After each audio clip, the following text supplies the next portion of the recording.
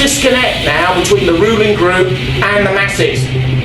And the masses have got to serve some stomach for once. And they've got to be prepared to vote for radical people who will clear out New Labour. Clear them out. Here in the north, in the south, in the east, in the west, outside England, within Britain and elsewhere. Clear them out. And the Tories will do no good either. You've got to clear them out. And the Liberals are just a block in between the other two that give the other two their ideas. All the sort of destructive ideas that Phillips is in favour of and that I talked about earlier. You've got to clear them out as well. There needs to be a new start. And it won't be UKIP and it won't be the Greens. Even though there are good ideas which are green, and the idea of leaving the European Union, the UKIP option, is an attractive one that should be supported. But there is only really one option for this country, and that is to vote for a party which is patriotic, which is British, which is elitist, which is nationalistic, which believes that the only socialism or the only social concern that really is validated by history, by genetics, by identity, is patriotism. Patriotism is the only thing that ties people together within a group in their difference. It aligns people together. It can overcome the breaches and divisions of class within our society.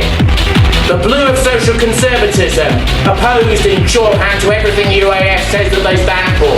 The red of socio-economic concern, particularly for people at the bottom of the prior economic pyramid. The Tories have no concern about such people at all. The Conservative definition of patriotism excludes half the population from the very beginning. We must bring the two classes together. We must bring the North and the South together. We must bring the red and the blue together. And if you look at the Union flag, there's plenty of white in the red, white and blue. And let's say to all of the politicians who've ruled us for 45 or 50 or 60 years that we don't like Mr. Phillips and his Equality Commission, that equality in relation to others, in relation to us, is inequality in relation to us. And we don't favour it. That we don't favour political correctness, that we don't favour the ideologies that have been imposed on us, which are a soft form of Marxism peddled by New Labour and their friends, whether they're in the trade unions or even in the boardrooms of European companies that have friendly contacts in the European Union. That we don't agree with what has been done in the last 50 or 60 years. And there's only one way in which that can change.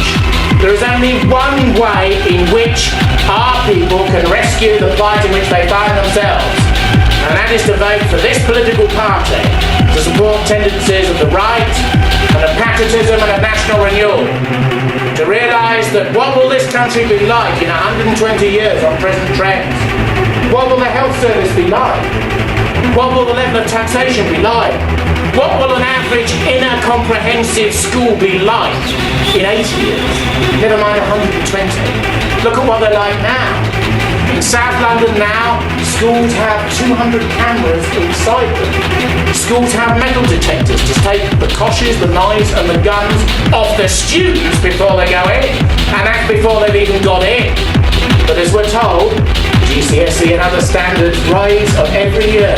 The standards go up, but they can't read and write, and there isn't a job for them to go to. And when they emerge from these pits, they end up talking like Jamaican gangsters on imported US television programs.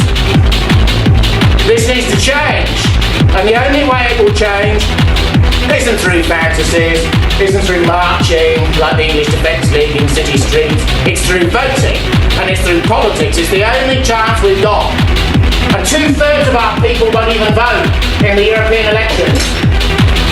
They can't moan if they don't vote. And the only vote that's meaningful is for the British National Party. The only vote that threatens the establishment is for this party, is for the tendencies of opinion that it represents. And when you vote, you're voting against what Brown stands for. You're voting against what Obama institutionalises. You're voting against what the European Union stands for. But you're not just voting against, you're voting for. You're voting for what you are. You're voting for this man.